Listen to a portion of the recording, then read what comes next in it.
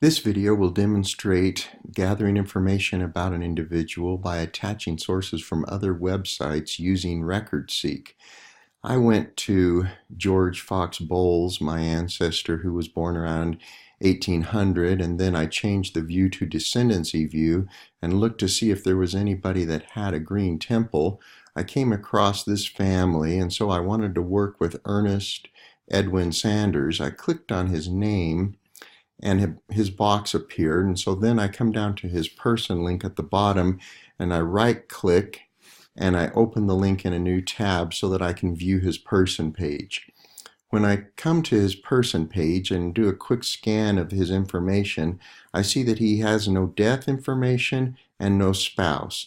The death information will be nice. The spouse is really important. I wouldn't want to finish his work without having his spouse listed there. Once I perform these ordinances and the green temple disappears, maybe nobody will come back and bother to look at Ernest and bother to put his spouse in there. So I'm hoping that I can find the information to fill in those blanks. When I look in the research help area, there are no record hints, and so I'm going to have to go and do a little bit more looking in one of the partner sites or in Family Search's records that are not as precise as record hints. The chance of them matching my individual might be 90% or 80% instead of the 97% likelihood that record hints provide.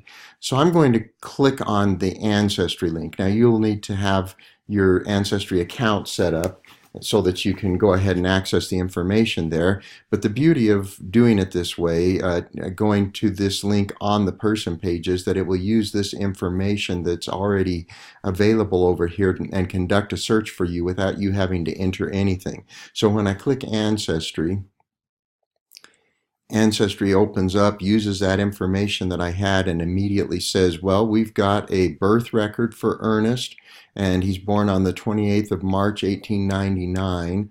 When I come back, that's the information I've got, so that is my Ernest. I've got to find a grave that has the same date, and so this find a grave will be providing me a death date. I may want to go ahead and take a look at this. You can click on the Find a Grave and it will come up with the indexed information here, and you can see that I have a death date and a death place, which is something I was definitely wanting. And when I come down a little bit lower, it gives me a spouse's name. Now this is Emma Dale something. Her maiden name isn't listed. This is her married name, but to know that it's Emma Dale is going to be very helpful. Sometimes it's nice to just go to the website on Find a Grave, and you'll get a picture of the tombstone, and so this verifies or validates the year 99 and 79 for Ernest's birth and death.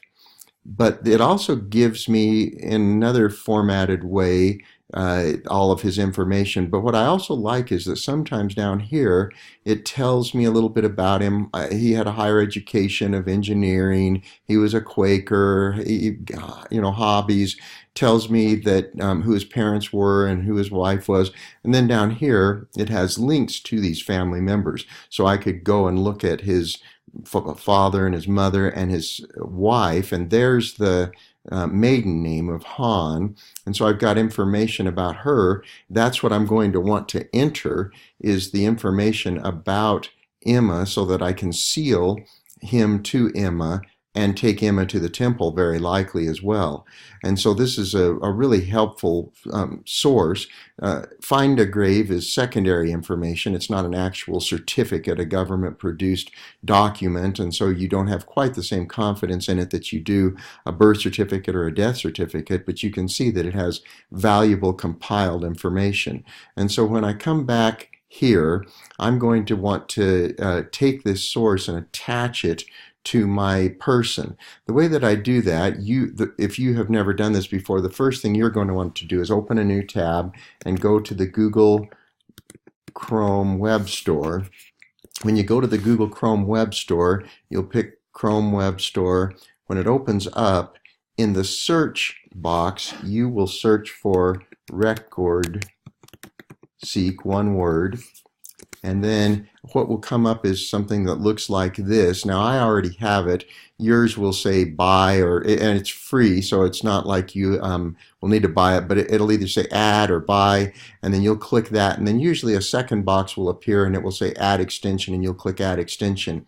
And at that point you'll either have RecordSeek be an icon here or be an icon here, depending on how it's set up in your address bar area. And so I've got it at both places. Now I'm going to get rid of that now that you know how to get RecordSeek onto your computer. When I want to attach it, I'm going to highlight this information, all of the information that's here, and I'm going to copy that. Then I'm going to well, it doesn't really matter. You can leave it highlighted or you can uncopy it. I'll leave it highlighted and show you what happens. When I go to RecordSeek, I can then create a source either in Family Search or Ancestry, and I tell it I want to create it in Family Search. And then at this point, it will tell me, okay, you've got, this is the official name, here's the URL where you'll find it, here's where the record's found, a nice citation, and then that part that I highlighted is right here. Now you can see that it's kind of chaotic, so that's the reason that I copied it. I'm going to just highlight it, right click and paste, and now it's set up more in a format that's easily read. And if you didn't copy and highlight that information, you would have nothing in these notes. And so that allows you to quickly peruse what's in the record rather than having to drill down and see it completely. So then the thing that I want to do is I'm going to click next, but first I want to go back to Ernest and I want to get his number. So I click and I copy the ID number, and now I need to go back to my RecordSeek box. Now this is where sometimes you can get lost, because once you leave that box, you don't know where it is, and it hides behind your screen. So you just drag down, click it, and now I'm going to do next. And I could search for the person, but if I put in the name and all that information, I might still be uncertain as to whether that's my exact individual. By using the ID number, I know it is mine. So I'm going to paste that ID number that I copied, and I'm going to say next. And so I know that I'm attaching to Ernest Edwin Sanders, and the reason I'm attaching it is because it validates birth and death information. Now it does more than that. It tells me his wife and other family members, but that's good enough. You have to tag when you use RecordSeek. When you're attaching record hints in Family Search, it automatically tags for you. Tagging allows the source to be listed with the piece of information on the person page and not just in the sources box. And so that's helpful. I'll maybe show that in a minute. So I want to tag it to his name, his birth, his death, and his burial. So all that source will appear all four of those places on his person page. I go ahead and close it, and then I create and attach. It says, okay, we've created it for you. You could go and see it here. I'm just going to close it out, and I'm going to bring my screen back up. And what I want to do now is refresh the page, because right now you see he has two sources. If I refresh the page, he'll have three sources, and one of those sources is going to be this Find a Grave. And just so that you can see how beautiful it is, it gives me a link that I can go to see it. It gives me the citation. Here's that information that I said by putting it in there nice and neat, you don't have to actually go and look at the source. You can see what's in there. And so now then what I will do is I would come back to the details. I won't do it in front of you in this video, but I would now come and add the death date and place. And I might even add, I would add the spouse. I would probably go back to here, and I would come to here, and with Emma now, I have all this information that's exactly given to me, and I would click Add Spouse, and then fill in the information from this. Now, in addition, and I'm not going to give much detail here, but when I go back to the original listing that Ancestry gave me, I've been doing this source, but you notice that as I come down, there's a World War II draft card that has his nearest relative being Emma. So that's his wife. So that would be useful to put. And then this 1930 census record, when I come here, Ernest is now 31 and he's married to Emma Dale. And so here again, if I were to have it be about Emma, it would give me her birth date and her birthplace if I didn't have that already with a little bit more accuracy on Find a Grave.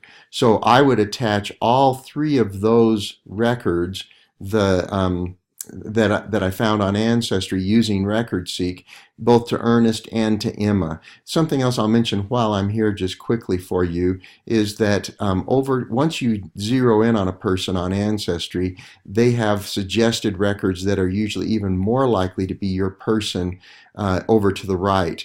And so here's a marriage record that very likely would validate Emma being married to Ernest, and it tells me the date that they were married and the place they were married. Of course, I would want to attach this as well, and I would use RecordSeek to attach all of these different records using that method that I demonstrated to you at the beginning of this video.